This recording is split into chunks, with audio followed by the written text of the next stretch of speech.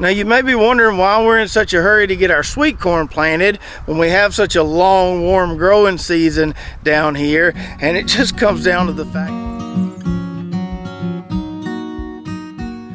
What's up, Lazy Dog fam? Hope all you are having an awesome day. It is Tuesday, March 11th here in South Georgia, and I was just out here seeing if it was too wet to plant some sweet corn today.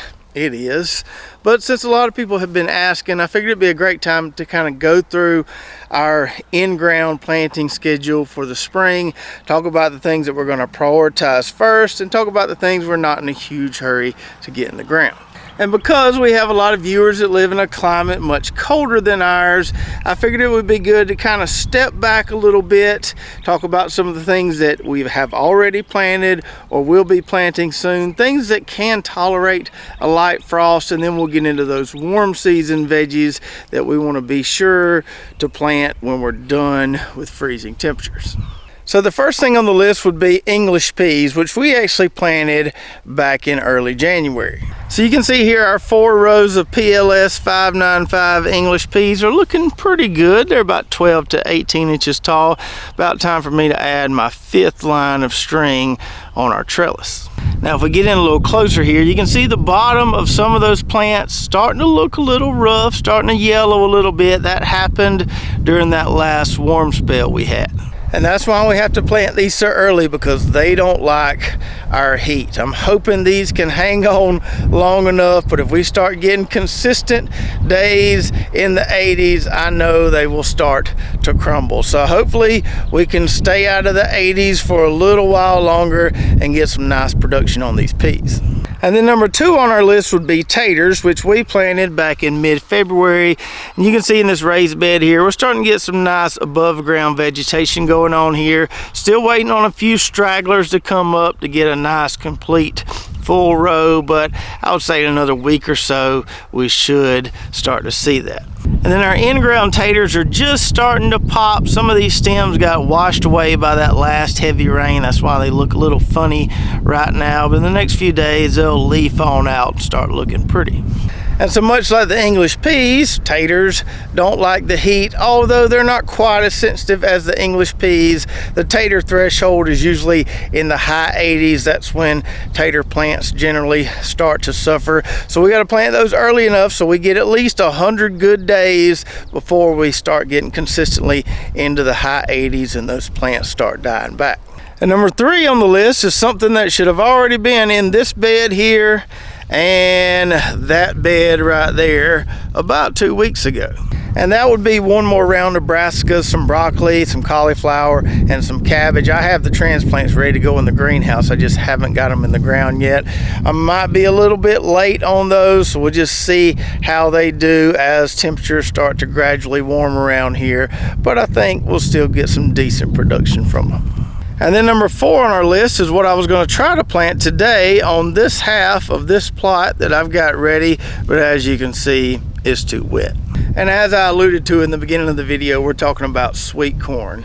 So contrary to what a lot of people think, you can plant sweet corn before your last frost date. It can tolerate a light frost. In fact, a lot of the commercial sweet corn growers around here seem to plant before that last frost date. So you can push the limits a little bit with sweet corn, but the thing you got to be careful with is having the soil warm enough for good germination. The super sweet varieties, which is what we like to grow, need a consistent soil temp around 65 degrees to get some good germination. So we want to make sure that soil is warm enough, but we don't necessarily have to wait until we're done with freezing temps. And so as soon as this half a plot dries, I may get out here and wheel hoe it later today to help facilitate that process. As soon as that dries, I'm going to get my sweet corn planted here in the next day or 2. And this year we're growing a variety called Equinox. It's a yellow super sweet variety, very similar to the Nirvana variety that we've grown in the past. Now you may be wondering why we're in such a hurry to get our sweet corn planted when we have such a long warm growing season down here, and it just comes down to the fact that I don't like processing all that sweet corn when it's really hot outside. It's much more enjoyable if we still have have some relatively cool spring weather if we hadn't gotten to the doldrums of summer yet. So I like to get mine planted early. That way we can grow it out, we can process it, we can freeze it all before it's too blazing hot out here. And another reason to get it started early is the worm pressure is significantly less the earlier we grow out our sweet corn. The later we plant it, the heavier that worm pressure is going to get as things get warmer and warmer. So if we can get it planted as early as possible, we won't have to fight the worms near as bad.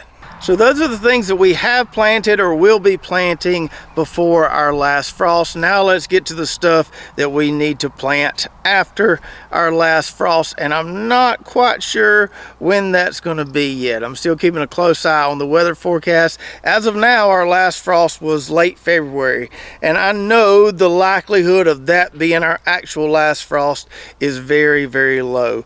We're very likely to get one more. Just waiting on that one more to happen, then it'll be go time. And when it is go time, I'm going to pull back this tarp and I'm going to plant some squash and cukes. So number 5 on our list, some squash and cukes right here on this side of this plot. And so of all those veggies that we'll wait to plant after the last frost, I like to prioritize squash and cukes because they can give us some delicious veggies the fastest. So a lot of times if you feed them well, you can start picking squash 35, 40 days after planting. Cucumbers usually take around 55 to 60 days, but still we're going to get some nice early production. It'll be the first kind of warm season veggies we'll be enjoying from the garden, and we'll be enjoying a lot of them because those squash and cucumber plants are always super productive. And then next on our list, number 6, on the other half of this tarp plot, going to plant some pepper and tomato plants. I'm probably going to put my tomato plants on the very end here, try to take advantage of that little bit of shade we get on this plot. Now peppers aren't usually something we have to prioritize early because we have such a long warm growing season down here, but I tend to plant my pepper and tomato plants around the same time because they're usually going in the same plot and we plant them very similar to the way we do tomato plants. However, tomato plants are something we should prioritize because we know down here come mid to end July it's going to get too hot for tomato plants. So we need to get them in the ground soon enough to get some nice production before the heat eventually zaps them. Especially important with those heirloom varieties that will crumble in the heat much faster than some of these hybrids we plant. And I've got most of my tomato plants in the greenhouse ready to go. They could be planted today if I was confident we were done with freezing weather. I might end up stepping them up to some 2.5-inch pots over the next couple days if I don't see that last frost coming in the forecast over the next week and a half. And then number 7 on our list is going to be some pole limas grown on our arch panel trellis here right by the big greenhouse. Got to get this cleaned up a little bit, get some compost down, but it shouldn't take me long to get this ready to plant. And those pole limas, or any beans for that matter, aren't a huge first priority, but we do have to be mindful of the fact that when it gets really hot, they'll start dropping blooms. So we want to get our production in before it gets super hot around here. We don't need to wait too long to get those planted. And then number 8 on our list, as soon as my plants in the greenhouse are ready, we're going to plant an entire 30 by 35 plot of watermelons right here. Now I have messed around and not planted watermelons until late April or early May in the past and done just fine. But I'd like to have a few watermelons ready by the 4th of July if possible. So we're going to try to get them in the ground as soon as our plants are ready to go. And so I've got to make sure I've got plenty enough watermelons for me and my boys. We can surely mow through them, but that's not all.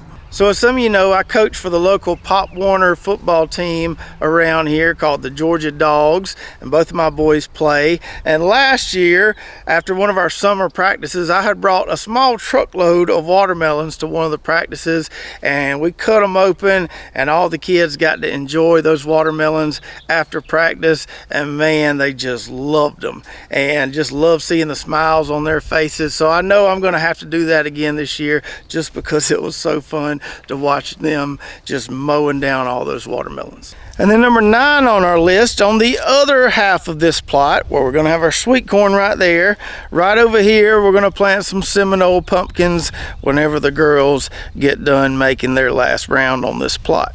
And I haven't actually started my Seminole pumpkin seeds in the greenhouse yet because I didn't want to plant them too soon after we plant that sweet corn, because I know what will happen. I've grown enough Seminole pumpkins to know they're going to eventually swallow that entire plot. So I need to give this sweet corn a bit of a head start so we can still get in there and harvest our corn and our pumpkin plants aren't trying to swallow our corn plants.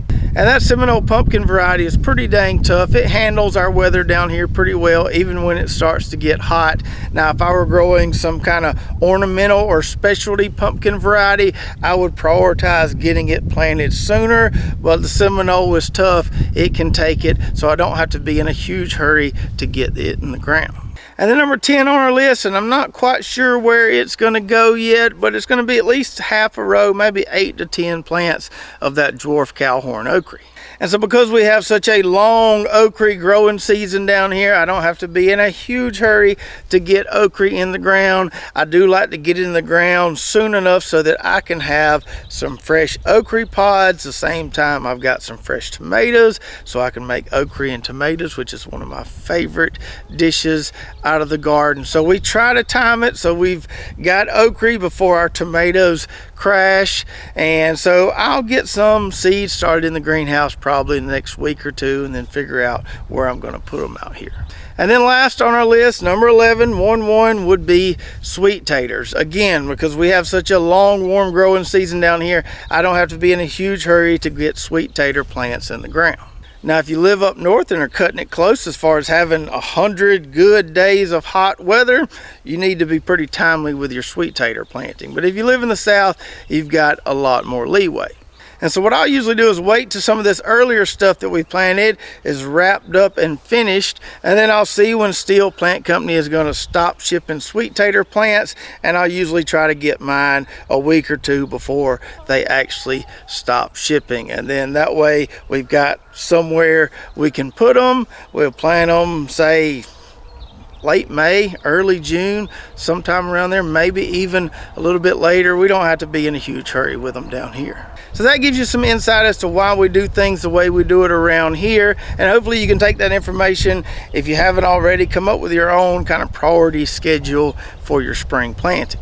And as always, you can find seeds for a lot of the stuff we grow around here, fertilizers and other products we use on our website at lazydogfarm.com. And if you want to see how we're going to be planting that sweet corn on double rows, watch this video right here from our planting last year. We'll show you how we use this double row technique to grow a ton of sweet corn in not a lot of space. So check that out, and we'll see you next time right here at Lazy Dog Farm.